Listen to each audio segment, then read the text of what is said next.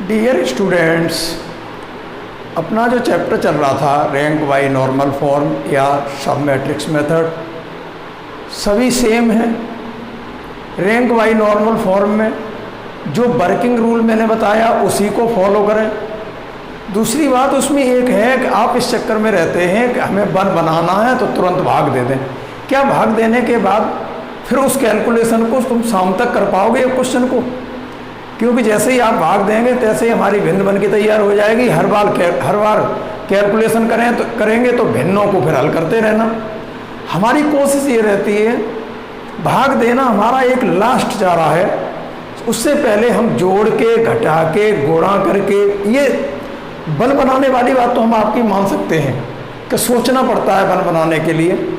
ज़्यादातर क्वेश्चन ऐसे होते हैं जिसमें कहीं ना कहीं बन लिखा होता है, बन वहाँ पे ले जाके पहुँचा दिया इंटरचेंज करके, ये समस्या सॉल्व हो गई।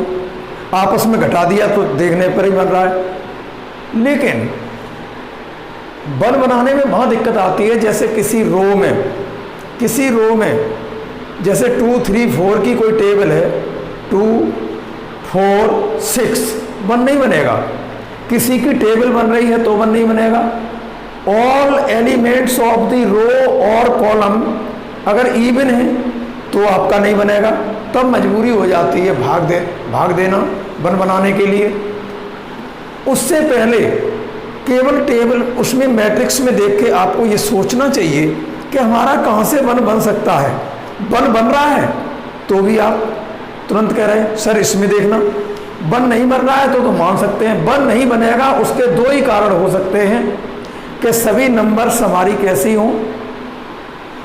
जैसे हमारा पहला कॉलम है या पहली रो है तो उसमें जैसे पहली रो में हमारे एलिमेंट जो A11, A21, A31 ये अगर तीनों इवन हैं कभी बन नहीं बनेगा। और इवन नहीं अगर तुम कहो कि ऑड हो तो ऑड इवन होंगे तो बनेगा ही नहीं, और ऑड होंगे तो बन भी सकता है और नहीं भी। जैसे तुम कहो कि 3, 6, 9, 3, 6, 9 तो 3 में 3 और 9 तो ऑड हैं और 6 इवन है।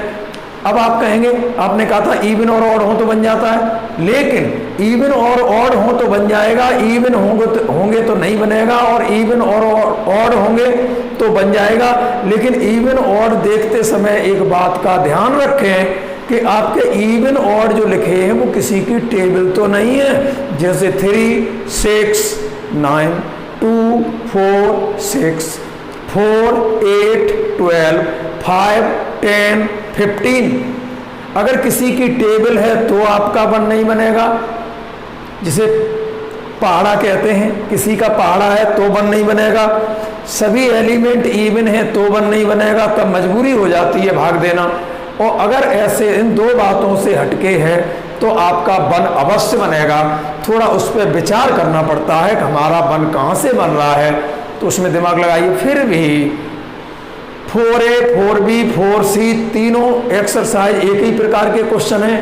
केवल हमारी रैंक निकालनी है, और रैंक के साथ रैंक निकालेंगे उसको हमारे जो वर्किंग रूल में हम लिखाते हैं कि R2 - R1, R3 - R1, R4 - R1, C2 - C1, C3 - C1, C4 - C1, और जिनको जीरो करना चाहते हैं उन्हीं एलिमेंटों का पीछे गुणा, ये वाली बात हमारी फॉलो करके चलेंगे तो आपको जीरो बनाने में तो कोई प्रॉब्लम हो नहीं रही होगी। केवल बन बनाने में प्रॉब्लम होती है।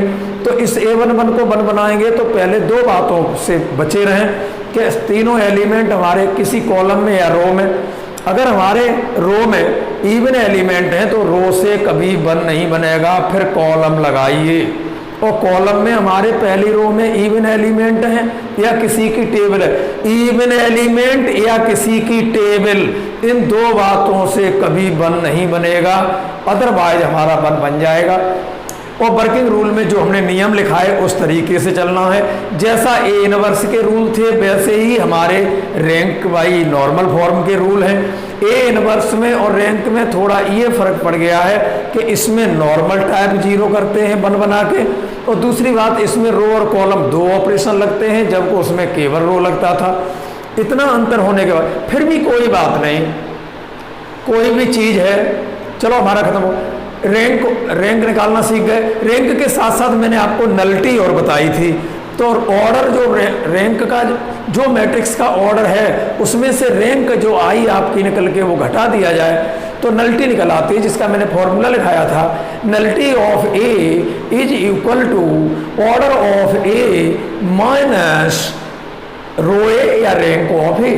समझ गए होंगे। तो अगर समस्या आपकी कैलकुलेशन की रहती भी है तो जो अभी संडे आएगा, संडे को हम इसी टॉपिक को हम तुम्हारी इन्हीं कमजोरियों को दूर करेंगे, लेकिन ज़्यादा टाइम नहीं लगे, एक ही चैप्टर लिए चलते रहें, इसलिए गलत बात है। संडे को आपकी जो भी प्रॉब्लम हो मैंने फिक्स कर दिया। अच्छा, मैं डांट दूँ तो उसकी बुराई नहीं माननी है आपको। क्यों? मैं किसी टाइम किसी बहुत आवश्यक कार्य को कर रहा हूँ और आपने तुरंत मैसेज डाल दिया, सर ये देखना, सर वो देखना। अरे तुम भी थोड़ा देखो, जब नहीं देख पाओगे, जब तुम्हारे अच्छा जब कोई प्रॉब्लम होगी उसी के लिए आप हमारा सहारा ले रहे हैं, ये हम भी जानते हैं। तो एक टाइम फिक्स कर दिया, जैसे कोई प्रॉब्लम है लिख के डाल दो, फिर उस पर धैर्य रखो, मुझे जब टाइम मिलेगा तब मैं आपकी समस्या सॉल्व कर दूंगा। ये नहीं कि लिख के इधर डाला उधर कॉल शुरू कर दी, ऐसा नहीं करते। आप लिख के डाल दीजिए, जैसे ही मैं देखूंगा कुछ पूछा है मैं अपने आप आपको कॉल लगाऊंगा और उस समस्या को सॉल्व करूंगा। कॉल से होगा तो कॉल से करूंगा और नहीं तो मैं सॉल्व करके डाल दूंगा। ओके, तो आपको कोई प्रॉब्लम नहीं लेनी है। मैं अगर डांट दूं तो उसकी बुराई नहीं माननी है, क्योंकि हम कोई अति आवश्यक कार्य कर रहे हैं, तब तक आपकी कॉल आ गई। शरीर से देखिए कोई बात नहीं। लेकिन गणित में क्या है? शांति, धैर्य और रेगुलरिटी।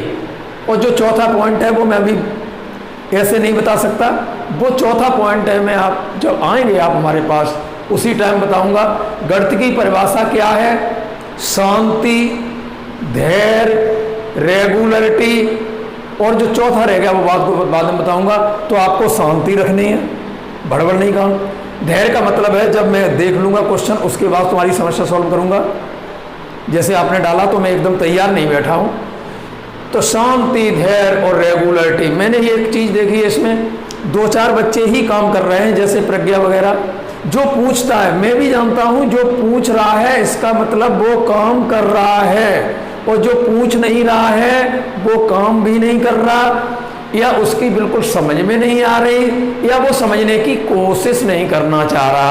अच्छा, मैंने वर्किंग रूल लिखाया है, यदि उसको फॉलो किया जाए, फॉलो का मतलब ये हुआ लाइन टू लाइन मैंने जो कहा उसी तरह से आपको चलना है, तो कोई भी समस्या नहीं है। और यदि समस्या है तो आप पूछिए, कोई बात नहीं। ठीक, अब हम आगे इतना, ये जो हमने ढेर सारा इसमें काम कर दिया, कई एक दिन हो गए चलते चलते, इसलिए मैं नया चैप्टर शुरू करता हूँ, लीनियर इक्वेशन।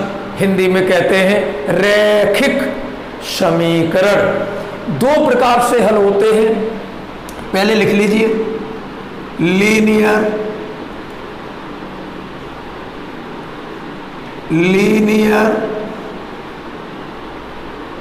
इक्वेशंस।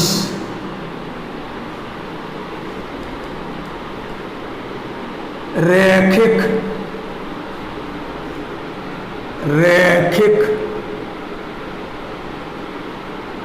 समीकरण। अब मैं बड़ा शांति से कराऊंगा, मैं भड़बड़ नहीं काटूंगा जल्दी जल्दी। मैं सोच रहा हूँ कोर्स जल्दी हो जाए, बच्चे परेशान हो जाते हैं।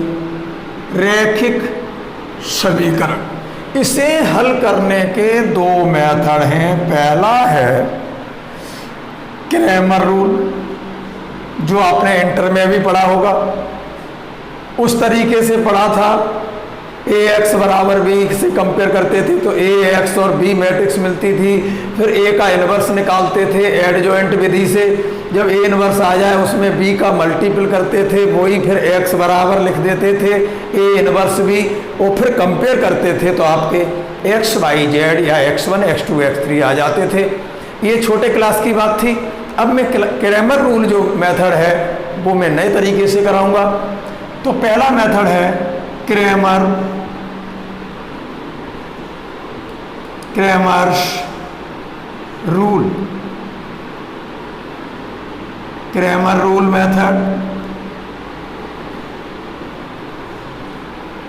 और दूसरा है आपका मैट्रिक्स मेथड। इसी से ज़्यादा पूछा जाता है क्वेश्चन, तो इसी से करना है। इस पर अंडरलाइन कर लीजिए, इस वाले पर, यहाँ से ये लग रहा होगा वो बताया है, इस 2 वाले पर अंडरलाइन कर लीजिए। मैट्रिक्स मेथड ही हमारा इम्पोर्टेंट है जिससे क्वेश्चन पूछा जाता है, मैट्रिक्स मेथड। एक बात मैं आपसे और कहना चाह रहा हूँ, अब आपका कॉलम ऑपरेशन कभी नहीं लगेगा, केवल रैंक में ही रो और कॉलम दोनों लगते हैं, और पूरी मैट्रिक्स में हर जगह रो ही लगता है। तो अब कॉलम को भूल जाइए, हमारा कॉलम ऑपरेशन नहीं लगना, केवल रैंक में लगा था कॉलम। लिखना चाहो लिख लेना कहीं कि अब तो केवल ओनली रो ऑपरेशन अप्लाई, इसमें लिखवा दे रहा हूँ। चलो, क्रैमर रूल मेथड जो है वो हमारा केवल उन्हीं क्रैमर रूल मेथड से लीनियर इक्वेशन वो ही सॉल्व होती हैं केवल जो नन सिंगुलर मैट्रिक्स ए रखते हैं, या in other words we can say determinant of A is not equal to 0। ये बहुत ही महत्वपूर्ण बात है। कोई भी लीनियर इक्वेशंस लिखी हैं उनको ax बराबर b से कंपेयर करें तो आपको ए मैट्रिक्स मिल जाती है। उस ए मैट्रिक्स का डिटर्मिनेंट अगर 0 नहीं है तो ही क्रैमर रूल लागू होगा, और अगर डिटर्मिनेंट ऑफ ए बराबर 0 हो गया, अगर डिटर्मिनेंट ऑफ ए 0 हो गया तो यहां पर लिख लीजिए Cramer's rule fail, Cramer's rule fail, Cramer rule fail हो जाएगा। तो इसका नतीजा क्या निकला कि आपका determinant of A is not equal to 0 अगर होगा तो ही क्रैमर रूल लगेगा। इसीलिए क्रैमर रूल के मेथड से जब मैं लीनियर इक्वेशन सॉल्व करूंगा तो सबसे पहले डिटर्मिनेंट ऑफ ए ही निकालूंगा, क्योंकि पहले निकालने से ये जब तुमने पूरा काम कर लिया तब डिटर्मिनेंट निकाला, पता लगा कि वो 0 आ रहा था, समस्या खड़ी हो गई। तो सबसे पहले डिटर्मिनेंट ऑफ ए ही निकाला करेंगे, और अगर उसका मान इज नॉट इक्वल टू 0 आता है तो ही क्रैमर रूल लगेगा, और अगर बराबर 0 हो गया तो क्रैमर रूल फेल हो जाएगा। और जो मैट्रिक्स मेथड है वो determinant of A is not equal to 0 हो और मीन्स अथवा, और चाहे डिटर्मिनेंट ऑफ ए बराबर 0 हो, ये दोनों के लिए होता है। जब determinant of A is not equal to 0 होता है तो हमारा आता है unique solution, x y z के मान निश्चित होंगे, जो आएंगे सोई। और डिटर्मिनेंट ऑफ ए बराबर 0 होता है तब हमारे उस इक्वेशन के आते हैं मैनी सॉल्यूशन, या जी कहिए एक्स वाई जेड के मान के पे डिपेंड करेंगे, फिर के बराबर 1 2 3 एंड सो ऑन रखते जाएं तो वो मैनी सॉल्यूशन दे जाएगा। आप ये कहते हैं कि ये दोनों पे लागू क्यों होता है, इसलिए मैंने बताया क्रैमर रूल जो है वो determinant of A is not equal to 0 पर ही लागू होता है, और यदि बराबर 0 हुआ डिटर्मिनेंट ए का मान तो क्रैमर रूल फेल हो जाएगा। जबकि मैट्रिक्स मेथड जो है वो चाहे determinant of A is not equal to 0 हो, चाहे determinant of A is equal to 0 हो, दोनों ही प्रकार के क्वेश्चनों को ये मैट्रिक्स मेथड सॉल्व कर देता है। इसीलिए ये इम्पोर्टेंट मेथड है कि क्योंकि ये सभी क्वेश्चनों को हल करता है, जबकि क्रैमर रूल उन्हीं क्वेश्चनों को हल करेगा, लीनियर इक्वेशन के क्वेश्चनों को जिसके डिटर्मिनेंट ऑफ ए का मान इज नॉट इक्वल टू 0 हो, और डिटर्मिनेंट ऑफ ए का मान 0 हो जाए तो क्रैमर रूल फेल्ड हो जाता है। ये 2 नियम मैंने बताए। और एक बात सुन लें यहीं पर कॉमा लगा के कि मैट्रिक्स मेथड जो है दोनों नन सिंगुलर मैट्रिक्स हो चाहे सिंगुलर हो, दोनों पे लागू हो जाता है। मैट्रिक्स मेथड दोनों प्रकार की इक्वेशनों को सॉल्व कर देता है। उसके साथ साथ लिख लीजिए only row operation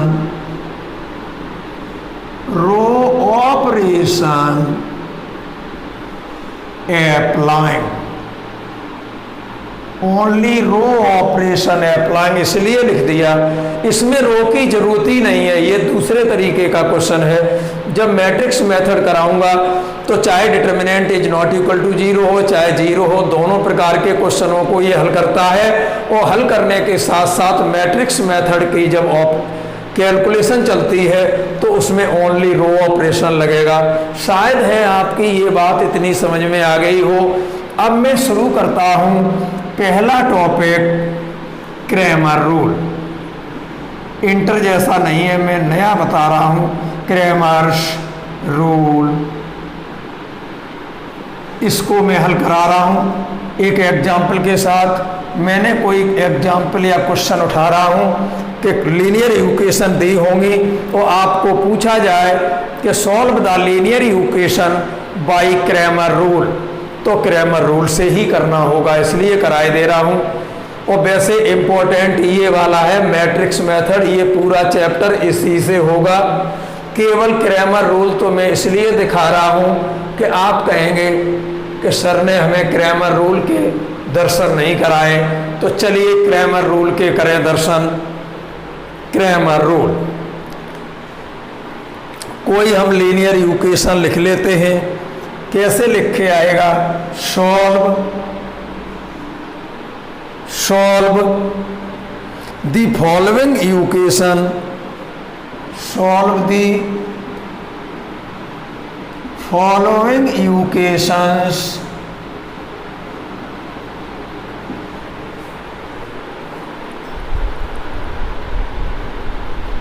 solve the following equations by Cramer's rule। किस विधि से? by Cramer's rule, by Cramer rules। क्या है इक्वेशन आपकी? x1 plus 2x2 plus x3, x1 plus 2x2 और plus x3 is equal to 4। अगली equation x1 minus x2, x1 minus x2 plus x3।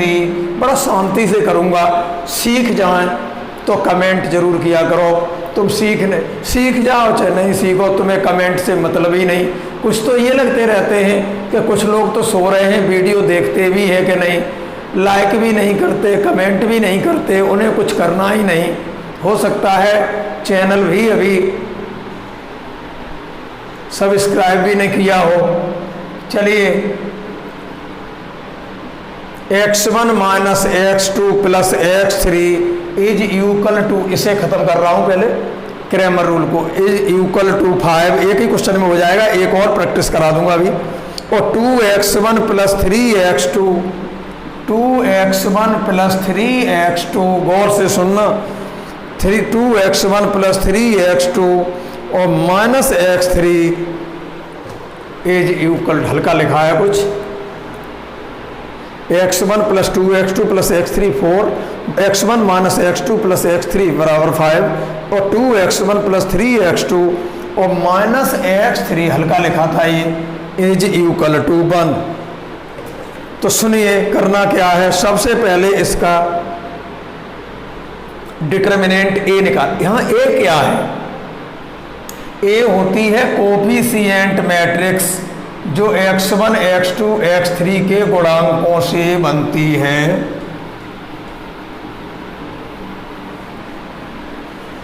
ओह, मिटा दिया मैंने। बड़ा शांति से देखें, x1 था यहाँ। अब हमें क्या करना है? क्वेश्चन लिख लिया। क्वेश्चन लिखने के बाद कहेंगे हियर डिटर्मिनेंट ऑफ ए निकालें। तो ए डिटर्मिनेंट कैसे निकालेंगे? x1 के गुणांक उठाइए तो 1, 1, 2, 1, इसका गुणांक 1, इसका गुणांक 1 लिख सकते हैं। जहाँ कुछ नहीं लिखा होता है वहाँ 1 होता है। तो 1, 1, 2, 2 माइनस 1, 1, 2 माइनस 1, 1, 2 माइनस 1, 1 और 1, 1 माइनस 1, यहाँ माइनस था और ये 1, 1 माइनस 1, यही था। 1, 1, 2, 2 माइनस 1, 3 था, गलत लिख लिया। 2 माइनस 1 और यहाँ 3 है। देखो मैंने कहा यही गलती हो जाती कि नहीं। 3x2, ठीक, ओके। बिल्कुल सही, ठीक है। 1 1 2, 2 माइनस 1 3 और 1 1 माइनस 1। ये इसका डिटर्मिनेंट हल करें, कैसे करेंगे? देखिए ए एक्स बराबर बी कहें तो यहाँ ए हो गया इनके गुणांक, जिसे कोफिशिएंट मैट्रिक्स कहते हैं, गुणांक उठा लो इनके, और x हो गया x1 x2 x3 कॉलम में, और बराबर b तो आपका है ही 4 5 1, ठीक है। तो हियर a बराबर, ऐसा इंटर में भी किया होगा, कंपेयर करते थे a x बराबर b से, तो a क्या है x1 x2 x3 के गुणांक लिख लिए। तो determinant of a is equal to, इसे लिखेंगे 1, इसे बंद कर लिया, इसे बंद कर लिया, ऋण 1 का ऋण 1 में गुणा धन 1 हो गया, बीच में माइनस आता है, और 3 1 3, और फिर हमने लिख लिया, चलिए प्लस का अगर 2 लिख लेते हैं तो क्रम बदल लिया करो, और माइनस के 2 लिखेंगे तो यूँ ही करते रहेंगे। ये प्लस का जब 2 लिख लिया है हमने, देखना एक बात, प्लस का 2 लिखा है तो ये बंद और ये बंद, लेकिन मैंने क्रम बदल लिया, इसे पहले कर रहा हूँ 2 1 2, 2 1 2, और बीच में माइनस आता है, और 1 में ऋण 1 का गुणा होगा तो वो -1 तो +1 कर गया, और फिर लिखेंगे ये वाला +1, ये बंद, और 3 1 3 तो ये हो गया 3 1 3, और ये 2 1 2 ऋण के हैं तो घटाएंगे तो धन के 2 हो जाएंगे। तो यहाँ से आपको डिटर्मिनेंट ऑफ ए, 1 में से 3 गया तो -2 का 1 में गुणा तो -2, और 2 और 1 3 हो गया तो 3 दूनी 6 हो गया ये, और ये 3 और 2 5 हो गया तो 5 1 5 हो गया ये, और ये 6 और 5 11, और 11 में से 2 गए तो डिटर्मिनेंट ऑफ ए का मान 9 आ गया, जो कि 0 नहीं है। यही चाहते थे, यही तो कहा है कि क्रैमर रूल तब लागू होता है जब डिटर्मिनेंट ए का मान इज नॉट इक्वल टू 0, का मतलब चाहे पॉजिटिव आए चाहे नेगेटिव आए, 0 नहीं आना चाहिए। तो यहाँ पर हमारा जो क्रैमर रूल है वो लग जाएगा, क्योंकि डिटर्मिनेंट ए का मान इज नॉट इक्वल टू 0 है। तो आपने डिटर्मिनेंट ए का मान भी निकाल लिया 9, और ये भी पता लग गया जो 9 मान वैल्यू आई है इसकी, डिटर्मिनेंट ए की जो 9 आया है वो 0 नहीं है, और 0 होना भी नहीं चाहिए।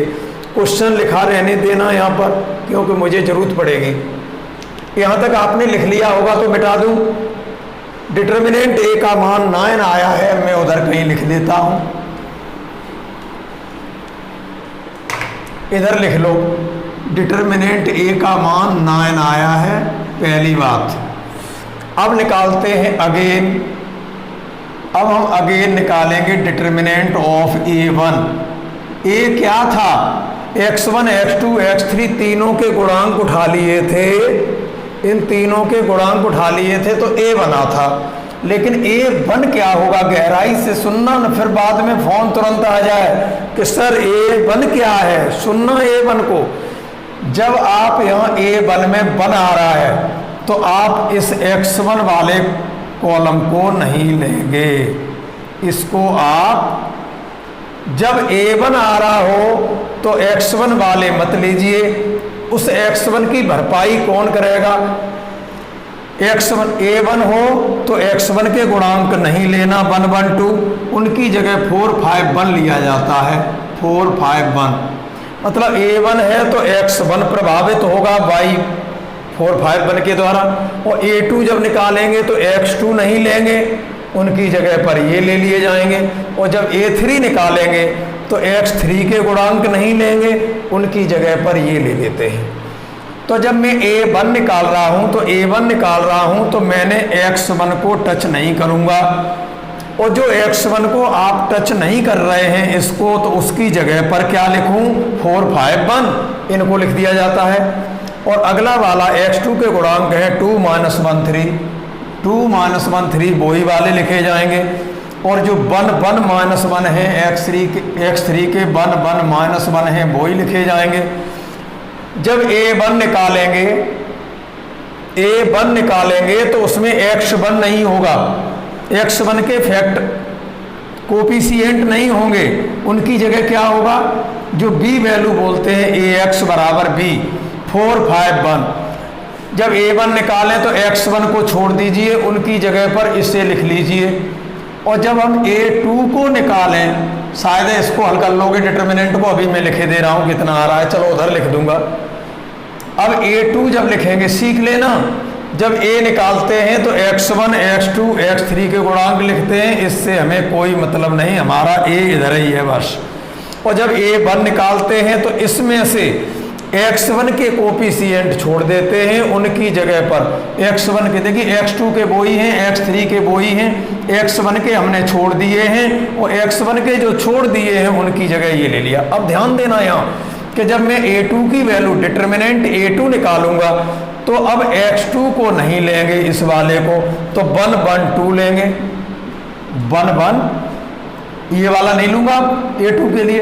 A1 है तो x1 नहीं लें, उसकी जगह इसे ले लें। A2 है तब x2 नहीं लें, उसकी जगह इसे ले लें। और जब A3 हो तो x3 न लें, उसकी जगह पर ये लें। क्या सीख गए इस बात को? ठीक है। तो जब मैंने A1 कहा तो A1 था तो x1 को टच नहीं किया, x1 की जगह ये ले लिया। जब A2 कह रहा हूं तो x2 को नहीं लूंगा, तो इन्हें ले लो 1 1 2 1 1 2। और जो x2 नहीं ले रहे हो उसी की जगह पर लिखा जाता है 4 5 1, दूसरी जगह कहीं लिख दो जाके। और ये 1 1 1 1 -1। और जो A3 बराबर लिखेंगे, A3 का जो डिटर्मिनेंट लिखेंगे, तीनों लिखे दे रहा हूं, A3 का जो डिटर्मिनेंट लिखेंगे बराबर, उसमें क्या करेंगे, इसमें x3 नहीं लेंगे, अब उनकी जगह पर इनको ले लेना। x1 नहीं लेते हैं तब x1 वाले कॉलम में से, जब x2 नहीं लेते हैं तो x2 वाले कॉलम में इसे, और जब x3 नहीं लेते हैं तो x3 वाले कॉलम में इसे। अभी एक क्वेश्चन और करूंगा, चलिए। तो इसको हम अब क्या कर दें, ये जो लिखा जाएगा वो 1 1 2 1 1 2 2 -1 3 2 -1 3। और जब A3 लिख रहे हैं तो x3 मत लीजिए, उस x3 की जगह पर x3 के गुणांक मत लीजिए, x3 के गुणांकों की जगह पर 4 5 1 लिख लेते हैं। शायद है आपकी समझ में आ गया होगा। देखिए जब A निकालते हैं तो A में x1 x2 x3 के तीनों के लेते हैं। A1 निकालते हैं तो A1 निकालते हैं तो x1 को छोड़ देते हैं, तो पहला कॉलम गायब हो गया x1 का, तो उसकी जगह पर पहले की ही जगह पर ये लिखते हैं। जब A2 लिखते हैं तो x2 नहीं लेते, x2 की जगह इसे लेते हैं। जब A3 लिखते हैं तो x3 नहीं लेते और x3 की जगह पर इसको लिख लेते हैं। क्या क्लियर हुआ? इतना कितना बढ़िया ग्रामर रूल है। अब इनकी जरा वैल्यू और निकाल लीजिए। मैं डायरेक्ट लिख लूँ, एग्जाम्पल है तो डायरेक्ट लिखे ले रहा हूँ इनके मान, आप हल करेंगे कि इनके मान क्या आ रहे हैं। A1 की वैल्यू आ रही है 20। क्या हल करके दिखाऊं? कर ही लो हल, क्या पता तुम क्या तमाशा कर दो। डिटर्मिनेंट ऑफ A का मान तो 9 आ ही चुका था। अब इसे हल कर लेते हैं, चलो। तो ये 4 लिख लिया और 4 के लिए ये बंद और ये बंद, 1 1 1 धन का हो गया, बीच में माइनस आता है और 3 1 3। और इसे मैं तो प्लस का लिखता हूँ क्योंकि मैं तो अपना क्रम बदल लेता हूँ। प्लस का 2 लिखा, ये बंद और ये बंद, और क्रम बदलेंगे तो ये पहले बोलेंगे, और माइनस लिख लेते तो इसे ही बोलते। 2 के लिए ये बंद और ये बंद, 1 1 1 तो 1 हो गया, बीच में माइनस आता है, 1 1 1 और 5 1 5 ऋण का है तो इस माइनस ने प्लस कर दिया। अब लिखेंगे +1, और इस बन के लिए ये बंद और ये बंद, तो 5 3 15 और ऋण का 1 धन का 1 हो जाएगा, तो 15 + 1 कुल मिला के यहीं पर लिखे दे रहा हूँ बराबर। ये यहाँ से इसे लेना है, या इसी को बराबर देख लीजिए कितना बना। 1 में से 3 गया तो ऋण के 2 और ऋण के 2 में 4 में गुणा तो माइनस के 8, 5 और 1 6, 6 दूनी 12, और ये 15 1 16 और 16 1 16। एक बात बताइए कितना हुआ? 16 और 12 हुआ 28 और 8 निकल गया, तो ये आपका बराबर 20 आ गया। किसका मान? A1 का मान 20 आ गया। चलिए A2 में चलते हैं। इसे बन को बन लिख लिया, ये बंद और ये बंद, 5 1 5 माइनस का और बीच में माइनस आता है, और 1 1 1 ये बना। फिर प्लस का मैंने 4 लिख लिया, कुछ नहीं डिटर्मिनेंट है आज तो, केवल ये ध्यान रखना a निकालें तो x1 x2 x3 के गुणांक, और a1 निकालें तो x1 के गुणांक नहीं लेंगे, उस x1 के गुणांक की जगह पर राइट साइड में लिखा है 4 5 1 वो लेते हैं, और a2 निकालें तो वही 4 5 x2 की जगह लेते हैं, और a3 निकालें तो वही 4 5 1 x3 की जगह लेते हैं। समझ गए होंगे, अब ज़्यादा समझाना भी हानिकारक है। इस 4 को लिख लिया, 4 के लिए ये बंद और ये बंद, तो क्रम बदलेगा, तो ये 2 1 2 पहले लिखिए, 2 1 2 2 1 2 और बीच में माइनस आता है और ऋण का 1 ये है तो प्लस का 1 हो गया। उसके बाद लिखेंगे फिर ये प्लस का 1 ये वाला, इसको प्लस का 1 लिखेंगे, ये बंद और ये बंद हो गया, 1 1 1 और 5 दूनी 10, तो 1 ऋण 10 हो गया। कुल मिला के कितना बना, 5 और 1 6 ऋण के, तो ऋण के ही 6 लिख लीजिए, ऋण का ही 6 हुआ, और 2 और 1 3 और 3 चौक 12 प्लस के 12, और 1 में से 10 गए तो -9 का 1 में गुणा तो -9, और ये हो गए 9 और 6 15, और 15 में से 12 गए तो ये -3 आ रहा है। देखना कितना आ रहा है, डिटर्मिनेंट a का मान 9, डिटर्मिनेंट a1 का मान 20 बिल्कुल सही, और डिटर्मिनेंट ऑफ a2 का मान निकालें तो वो -3 आ रहा है, बिल्कुल ठीक। डिटर्मिनेंट ऑफ a3 और निकाल लीजिए, डिटर्मिनेंट ऑफ a3 और निकाल लीजिए, तो ये 1 लिख लीजिए। क्लियर, समझ में आ रहा होगा। a3 के लिए 1 लिख लीजिए, ये बंद और ये बंद कर दिया, 1 1 1 ये माइनस का है, 1 1 1 और 5 या 15 भी माइनस का ही रहेगा। फिर मैंने प्लस का 2 लिख लिया, और 2 के लिए ये बंद और ये बंद, 2 के लिए ये बंद और ये बंद हो गया, 2 के लिए ये बंद और ये बंद, 5 दूनी 10 पहले लिखेंगे, 1 1 1 तो 10 में से 1 घट गया ये वाला। अब अगला क्या लिखेंगे, प्लस का 4 लिखेंगे ये वाला, और ये बंद हो गया, ये बंद हो गया, रो और कॉलम 4 की रो और 4 का कॉलम बंद। अब 1 3 3 और ये 2 जुड़ जाएंगे ऋण के, इसलिए तो 3 धन 2 हो गया, बराबर देखना कितना आ रहा है, 15 1 16 ऋण के, तो 16 ही रहेंगे ऋण के, ये माइनस के 16 रहेंगे, और 10 में से 1 गया 9 और 9 दूनी 18 प्लस का ये हो गया, और 3 और 2 5 और 5 चौक 20 प्लस का हो गया ये। तो कितने हो गए, 18 में से 16 गए तो 2 बचे, 2 और 20 ये शायद 22 आ रहा होगा, देखना तो ये 22 आ रहा होगा, 22 ही आ रहा है। समझ में आ गया। डिटर्मिनेंट ऑफ ए जो ये लिखा है वो यहाँ लिख लो, डिटर्मिनेंट ऑफ ए का मान 9 आया था, ये हो गया। a1 का मान, a1 का डिटर्मिनेंट 20, a2 का डिटर्मिनेंट -3, a3 का डिटर्मिनेंट 22। अब नाउ फॉर्मूला लिखिए क्या है, नाउ फॉर्मूला क्या है,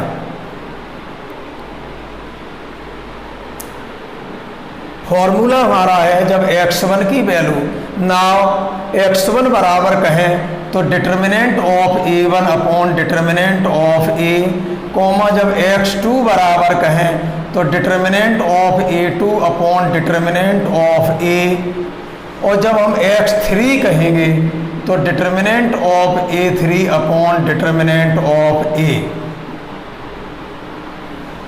x1 कहें तो a1 के डिटर्मिनेंट में एक डिटर्मिनेंट a का भाग, x2 कहें तो a2 के डिटर्मिनेंट में डिटर्मिनेंट a का भाग डिटर्मिनेंट a का ही लगेगा सब में। x1 कहें तो यहाँ a1 और x2 कहें तो यहाँ a2 और x3 कहें तो यहाँ a3 लगा दीजिए। कितना अच्छा सॉल्व हो गया, समझ गए होंगे। अभी एक क्वेश्चन और इसी पे अभी करता हूँ समझने के लिए।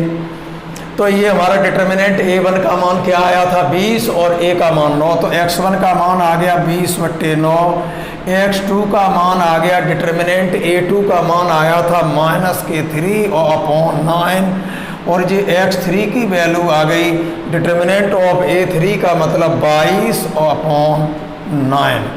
ये आपकी वैल्यू आ चुकी हैं। अब जब ये वैल्यू आ जाए तो ये कैसे चेक करोगे कि ये हमारी सही आई है कि गलत। ये कोई एक इक्वेशन को सेटिस्फाइड नहीं करनी चाहिए। जो आपकी 3 इक्वेशन लिखी है ना शुरू में क्वेश्चन, उन तीनों इक्वेशन को ये वैल्यूएशन सेटिस्फाइड कर जाए तो ही आपका क्वेश्चन सही है। आप एक इक्वेशन में इनको दिखा के और कह दें आगे बढ़ गए कि सही है, पता लगा अगली इक्वेशन को फॉलो नहीं कर रहा। कभी कभी ऐसा हुआ है। तो ये हमारा कितना आ गया, x1 का मान 20/9 और x2 का मान 1/3 और x3 का मान आ गया 22/9। ये समझ में आ गया होगा, इक्वेशन में रख के देख लेना। अब मैं एक क्वेश्चन और करता हूं, लेकिन चाहे क्रैमर रूल से कुछ कितने भी क्वेश्चन क्यों न करो, डिटर्मिनेंट ए का मान इज नॉट इक्वल टू 0 होना चाहिए। और मैट्रिक्स मेथड क्या है कि वो determinant of A is not equal to 0 वाले को भी हल कर देता है, और अगर डिटर्मिनेंट ए का मान 0 है तो भी उसको हल कर देता है। तो यहाँ पर क्या है, ये केवल नन सिंगुलर के लिए लागू होता है, जबकि मैट्रिक्स मेथड सिंगुलर और नन सिंगुलर दोनों के लिए लागू होता है। चलिए अभी और क्वेश्चन करते हैं, लिख लीजिए। x + 2y + 3z, x + 2y, एक एग्जाम्पल क्रैमर रूल पर और दे रहा हूं।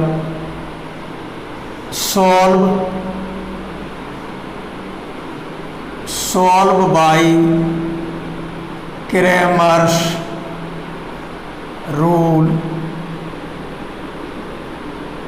सॉल्व बाय क्रैमर रूल क्या दिया है जिसे सॉल्व करना है, x + 2y + 3z, x + 2y + 3z is equal to 14 और 3x + y + 2z is equal to 11। x + 2y + 3z बराबर 14, 3x + y + 2z बराबर 11, और ये है 2x + 3y और प्लस z फिर बराबर 11। चलिए इसको मैं क्रैमर रूल से हल करता हूं।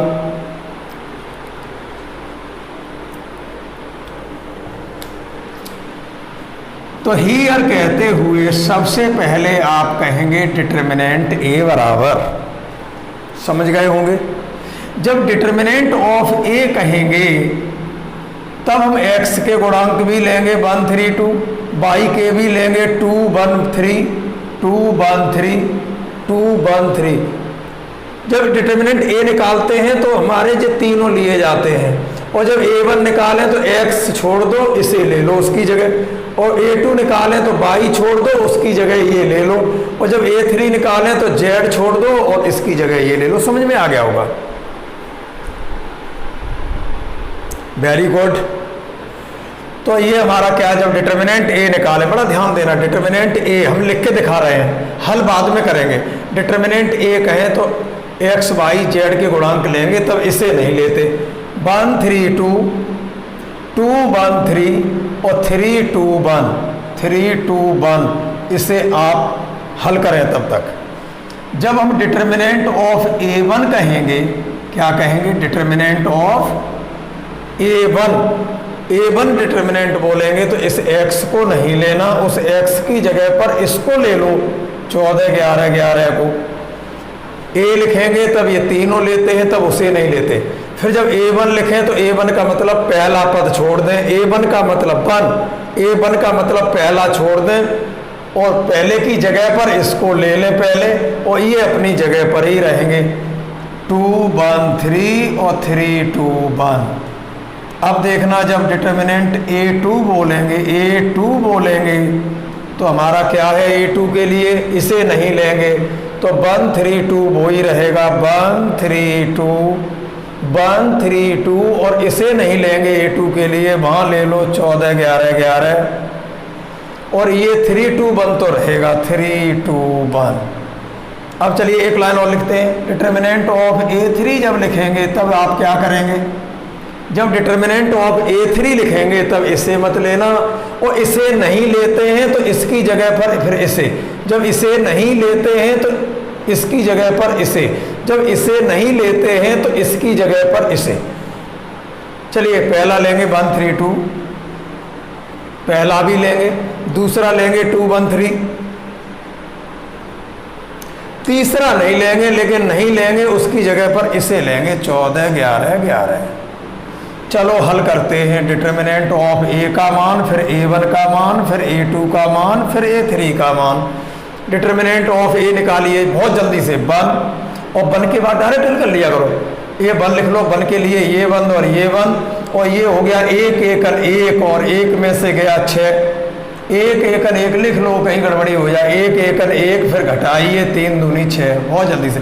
फिर लिखिए प्लस का 2, और 2 के लिए ये 1 और ये 1, पहले इसका गुणा करेंगे तो 2 दूनी 4 -3 4 -3, बहुत जल्दी चलना। और इस 3 के लिए फिर लिखिए प्लस 3, 3 के लिए ये 1 और ये 1 हो गया, ये 1 और ये 1, 3 त्रिका 9, और 9 ऋण 2, 9 ऋण 2।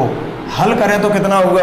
1 में 6 गए, ऋण के 5, ऋण के 5 का 1 में गुणा तो ऋण 5, और ये 4 में 3 गया तो 1, और 1 का गुणा 2 में तो प्लस के 2, और ये हमारा कितना हुआ? 9 में से 2 गया तो 7, और 7 तिया ये 21 हो गया। फिर देख लो, 1 में से 6 गया ऋण 5 तो ऋण 5 ही रहेगा, 4 में से 3 गया 1 तो ये 2 रहेगा, और ये 9 में से 2 गया 7 तो 7 21। अब देखिए 21 और 2 23, और 23 में से 5 निकल गए तो 18 आ गया। कितना आ गया? ये 18। ठीक है, ये आ गया डिटर्मिनेंट ए का मान। A1 निकालिए, 14 जैसा का तैसा। 14 के लिए ये 1 और ये 1, 14 के लिए ये 1 और ये 1, और 1 एकन 1, और ऋण 3 दूनी 6, 1 ऋण 6, बहुत जल्दी चलना। और फिर लिखिए प्लस का 2, ये वाला। क्रम तो सीख गए होंगे।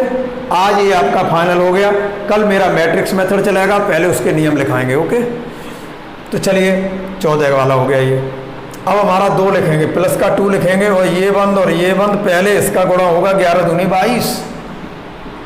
पहले इसका क्रम बदल देते हैं ना, धन का लगा देते या प्लस लगाते हैं, इसलिए यहाँ क्रम बदल लेते हैं। 11 दूनी 22, और 22 में से 11 एकन 11। और अब लिखेंगे प्लस का ये 3, और 3 के लिए ये 1 और ये 1, तो ये 11 तिया 33, और 33 ऋण 11, 11 तिया 33, और 33 ऋण 11।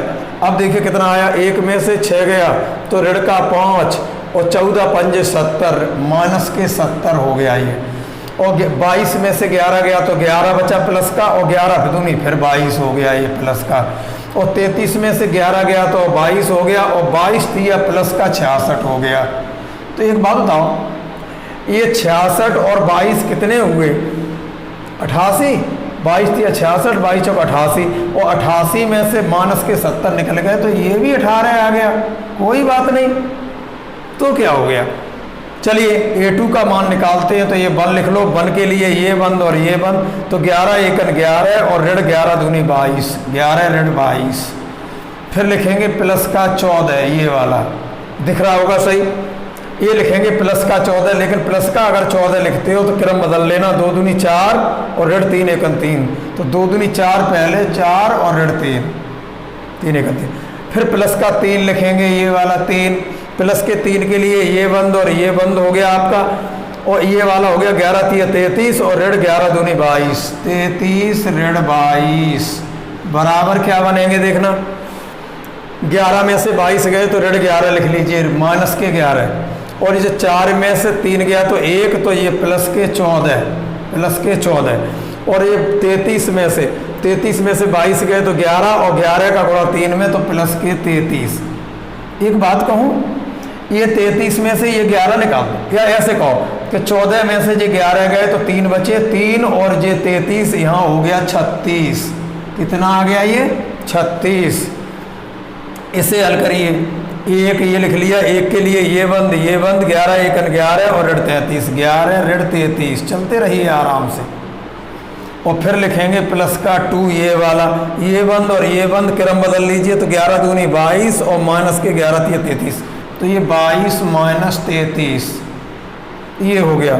फिर लिखेंगे प्लस के 14, और 14 गुणा ये 1 और ये 1 कर लीजिए। समझ में आ रहा होगा? अब तो बड़ा शांति से चला करेंगे। अब इसमें मत कह देना कल के जो नहीं आया। ए के लिए XYZ के गुणांक, A1 के लिए y और z के गुणांक तो रहेंगे, और A1 के लिए x के गुणांक नहीं लेंगे, उसकी जगह ये A2 के लिए y के गुणांक नहीं लेंगे, उसकी जगह ये, और A3 के लिए z के गुणांक नहीं लेंगे, उसकी जगह ये।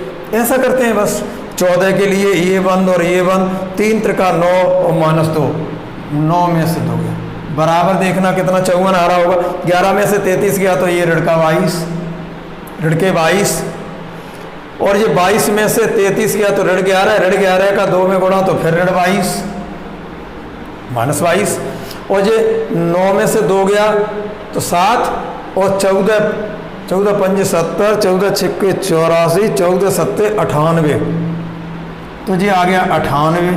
अब 98 में से 44, 22 22 44 ही तो हुए, यहाँ कहीं 98 में से 44 घटाना तो 8 में से 4 गए तो 4, और 9 में से 4 गए 5, मैंने कहा था 54 आ रहा होगा, तो ये हमारा 54 आ गया। क्या आ गया? 54। चलिए इधर लिख लेते हैं, जगह हमारी खाली पड़ी है इधर। ये हमने सॉल्व कर लिया पूरा। इधर नाव कहते हुए नाव x1 का मान बराबर, x1 मत बोलना, x y z बोलना।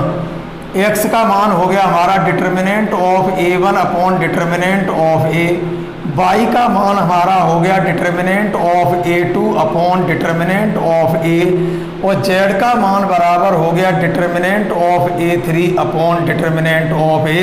इसके बाद अब क्रैमर रूल नहीं होगा, क्योंकि जी बहुत इजी है, और ये वहीं लागू होता है जो मैट्रिक्स हमारी A नन सिंगुलर मैट्रिक्स हो।